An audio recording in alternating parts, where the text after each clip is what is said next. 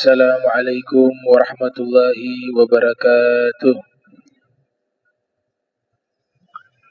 Qala al-musannif rahimahullah wa radiyallahu ta'ala anhu wa ardhah wa nafa'ana bihi wa bi'ulumihi wa amaddana bi asrarihi wa a'adana min barakatihi fid darain radiyallahu ankum.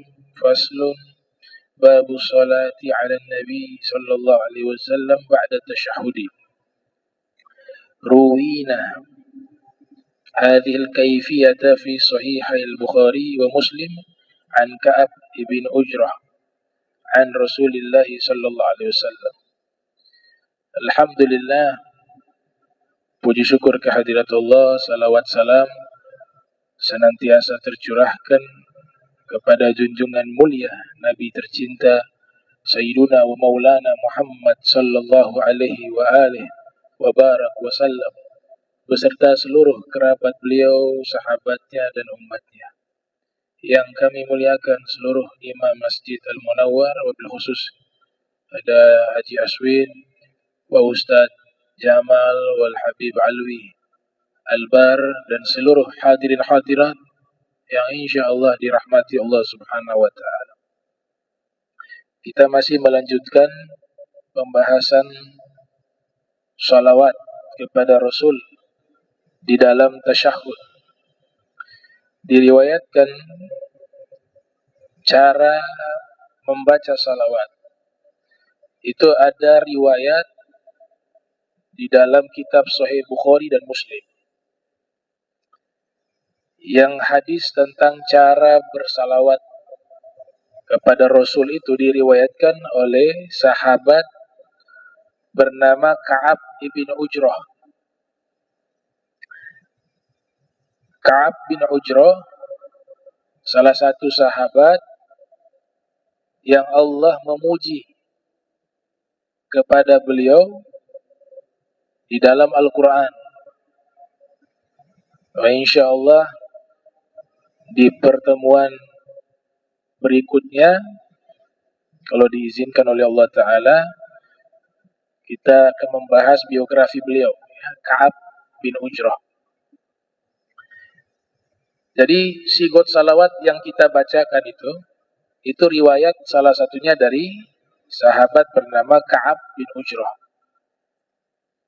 Kemudian Imam Nawawi melanjutkan wal wajib minhu Allahumma sholli ala Muhammad. Kata Imam Nawawi, sigot salawat yang wajib yaitu Allahumma sholli ala Muhammad. Kata beliau itu yang wajib. Atau juga wa insya aqal, atau dia juga bisa membaca dengan sigot fi'il madi, sallallahu ala Muhammad. Ibn Hajar Al-Haytami beliau menyatakan sigot salawat dalam bentuk fi'il amr yaitu sholli dengan sigot salawat dalam bentuk fi'il madi yaitu sholla, ya, itu lebih afdol kata beliau dalam bentuk fi'il madi. Sholla lebih afdol dari sholli. Alasannya kalau sholla ada tahqiq, fi'il madinya ada penegasan.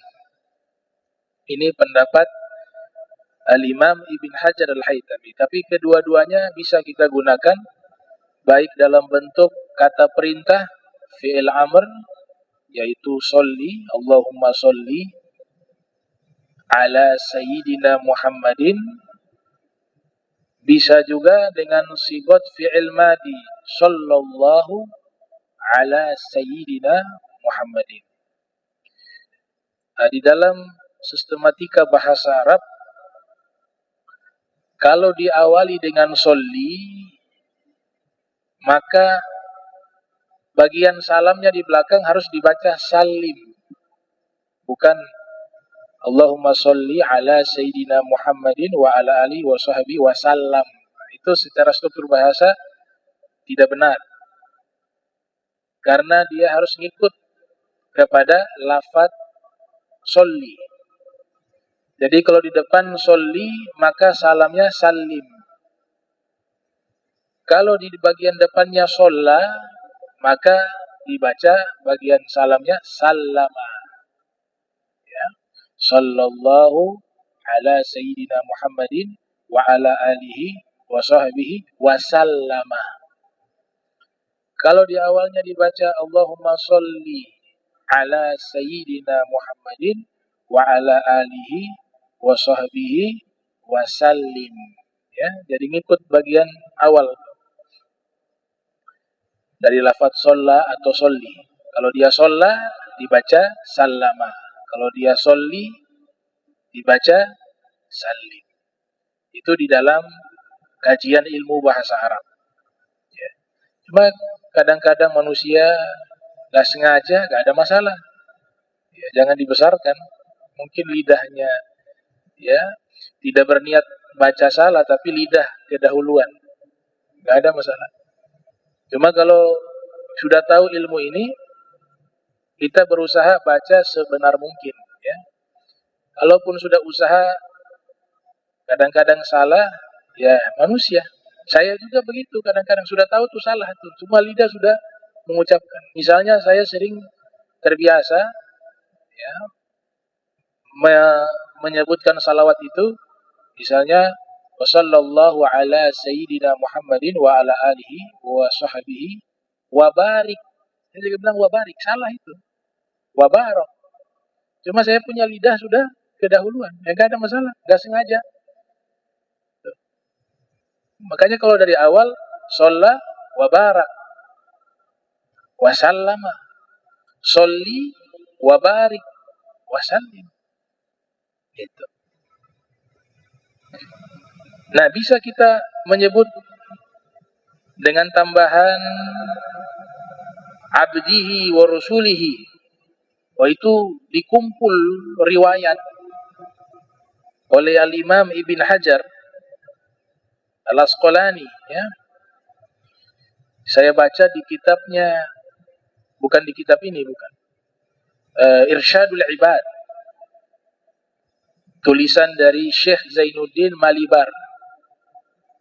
Beliau mengatakan guru saya, yang dimaksud di situ adalah Al-Imam Ibnu Hajar Al-Asqalani. Oh, maaf. Al-Imam Ibnu Hajar Al-Haytami.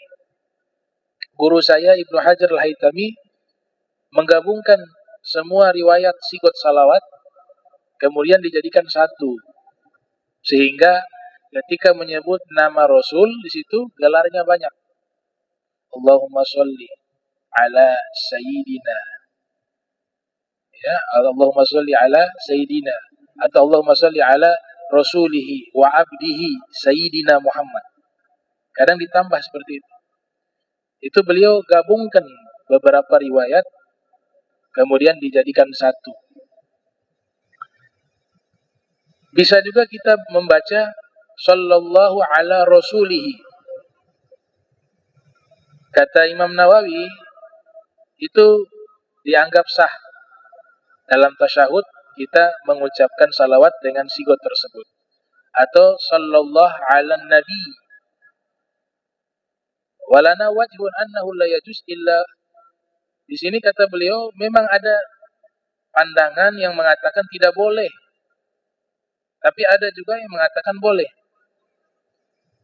Yang pasti yang disepakati adalah bersalawat kemudian langsung menyebut nama Nabi. Tidak diganti dengan domir, kata ganti, atau gelar. Tapi disebut langsung dengan nama beliau. Dan lebih afdol lagi setelah nama beliau disusul dengan gelar. Sebagaimana sigot salawat yang diajarkan oleh Al-Imam Ibnu Hajar Al-Haytami. Tambahan Sayyidina. Ya. Imam Nawawi mengatakan la ba'sa bihi. Tidak mengapa kita tambahkan lafaz Sayyidina. Sayyidina bentuk penghormatan, artinya Tuan besar kami. Orang yang dihormati biasa disebut dengan gelar. Nah, sehingga ulama tidak mempermasalahkan hal itu. Bahkan Imam Romli mengatakan Sayyidina itu sunnah. Imam Romli Di Mesir itu, di beberapa masjid itu kalau azan sebut nama Nabi Muhammad pakai Sayyidina. Azan, sholat 5 waktu. Nah, ini masuk di bab adab, ya, ta'zim wa takrim, penghormatan kepada Nabi Sallallahu Alaihi Wasallam. Ada yang tidak mau pakai Sayyidina, mau ngikut sikot hadis yang asli, karena Nabi kan mengajarkan salawat yang asli tanpa Sayyidina. Nah, itu bentuk tawaduknya Nabi, ya. Tawaduknya Nabi, maka Nabi tidak menyebut dirinya dengan lafaz Sayyidina dalam sigot salawat. Tapi di dalam beberapa keadaan Nabi sebut dirinya sebagai Sayyid. Sayyid. Misalnya, ana sayyidu waladi Adam yaumal qiyamati wala fakhr. Saya adalah Sayyid. Itu Sayyid, itu Sayyidina. Sayyidina itu Tuhan kami. Saya Sayyid, pemimpin anak Adam di hari kiamat, wala fakhr, dan saya tidak bangga. Nah, jadi kalau saya pribadi saya pakai Sayyidina, baik dalam sholat maupun di luar sholat. Ya, saya ikut Imam Nawawi. Tapi ada juga yang tidak menggunakan Sayyid, ya ijtihadnya ulama, mungkin mau ngikut sikot aslinya lebih selamat menurut mereka di dalam membaca salawat, khususnya di dalam sholat. Tidak ada masalah. Gitu. Yang penting kan intinya kita harus memuliakan Rasul Sallallahu Alaihi Wasallam. Niat membaca tanpa Sayyid bukan karena tidak memuliakan Nabi, tapi mau ikut apa yang Nabi ajarkan sesuai dengan sikot aslinya. Ya silakan. Tapi yang menggunakan Sayyid karena memang ingin memuliakan Rasul, karena orang-orang besar biasanya kita memberikan gelar penghormatan, maka hal itu juga hal yang mulia dan terpuji. Gitu. Ya, Imam Nawawi mengatakan la ba'sa bihi, enggak ada masalah kita menambahkan dengan lafaz Sayyid. Kemudian bisa juga kita membaca dengan sebutan Ahmad. Nama lainnya Rasulullah Ahmad. Wa sallallahu ala Ahmad. Wa wajhun annahu yaqul sallallahu alaihi. Ada yang berpendapat bahkan boleh dengan domir sallallahu alaihi, tidak menyebut namanya tapi kata ganti, ya. Tapi kembali lagi yang paling afdol tadi menyebut nama. Ini dalam konteks tasyahud, bacaan salawat dalam tasyahud, bukan dalam khutbah Jumat. Kalau khutbah Jumat harus pakai nama salawatnya. Kalau kita mengganti, kan dia rukun khutbah, salawat. Kita ganti dengan domir, mayoritas ulama mengatakan tidak sah. Jadi kalau khutbah Jumat, salawatnya harus menyebut nama Rasul. Gak boleh Allahumma sholli wa sallim alaihi wa ala alihi. Gak boleh. Mayoritas mengatakan tidak sah.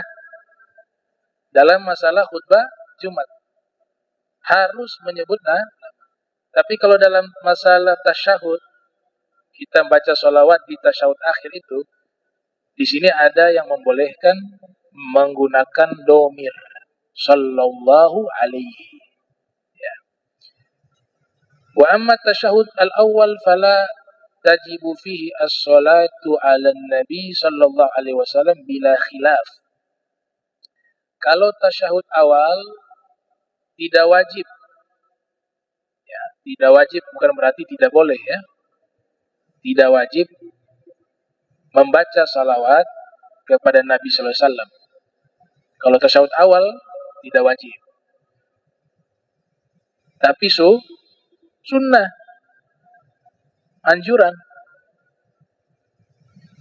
Beda dengan tasyahud akhir, salawatnya wajib. Tidak dibaca salawat di tasyahud akhir, maka batalat sholatuh, sholatnya batal. Wahal tustahab, kemudian apakah sunnah membaca salawat di tasyahud awal? Fihi gaulan, ada dua pendapat. Asahhuhuma tustahabbu, Pendapat yang paling sahih adalah sunnah, anjuran. Wala tustahabbu as-salatu 'alal ali 'ala sahih. Tidak disunnahkan sholawat kepada keluarga Nabi atas pendapat yang sahih. Itu pendapat beliau. Ya. Wakil, tapi ada ulama yang mengatakan tustahab. Salawat itu yang paling bagus, sunnahnya salawat kepada Nabi dan keluarga Nabi. Kalau saya milih pendapat kedua, salawat kepada Rasul sekaligus keluarga Rasul. Kenapa saya pilih pendapat yang kedua?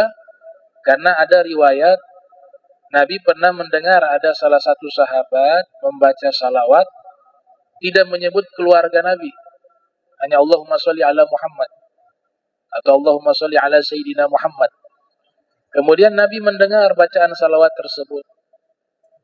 Setelah itu Rasul memberikan pengajaran. Kata Nabi bahwa kau salawat itu salawatul batro, namanya salawat buntung.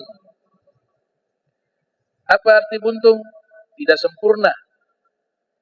Kalau kau ingin bersalawat, maka bersalawatlah kepadaku dan juga kepada keluargaku.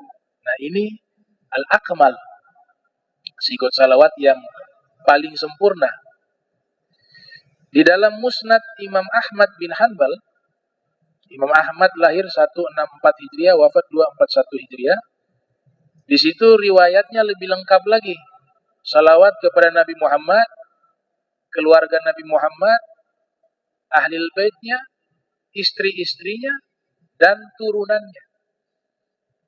Lebih lengkap. Ya. Allahumma sholli ala Sayyidina Muhammadin wa ala alihi wa ahli baitihi wa azwajihi wa zurriyatihi. Ada yang menambahkan dengan lafaz wa ashabihi. Dalam naskah klasik para ulama hadis terdahulu, lafaz ashabihi itu banyak tambahan dari para ulama hadis, khususnya dari kalangan ahli sunnah wal jamaah. Nah, salawat ini dikatakan di sini wala yustahabbu du'a'u fi tasyahhudil awal indana. Doa di tasyahud awal tidak disunahkan.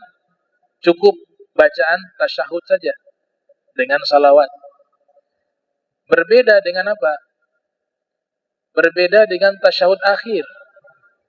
Dalam tasyahud akhir disunnahkan menambah doa. Doa yang ma'thur, paling afdol, yang Nabi ajarkan, meminta perlindungan dari fitnah dunia, hidup, mati, dan fitnah dajjal. Itu adalah doa yang sunnah dibaca di saat tasyahud akhir. Tapi tidak sunnah dibaca di tasyahud awal. Kalau ada yang membaca doa tersebut di tasyahud awal, yukrahu. Para ulama mengatakan hukumnya makruh, justru tidak baik. Dia sunnahnya dibaca doa tersebut di tasyahud akhir. Bal qala ashabuna yukrahu li'annahu mabniun ala takhfifi bi khilafi at-tasyahhudil akhir. Ya. Mereka berpendapat bahwa membaca doa di tasyahud awal hukumnya makruh, sebab tasyahud awal itu sunnahnya takhfif, diringankan, dipercepat, bukan bacaan yang panjang. Berbeda dengan tasyahud akhir, baca agak panjang tidak mengapa, isilah dengan doa. Wallahu a'lam. Ya, ini sudah selesai bab salawat. Nanti dilanjutkan dengan bab doa setelah tasyahud akhir. Itu kita bahas di pertemuan berikut.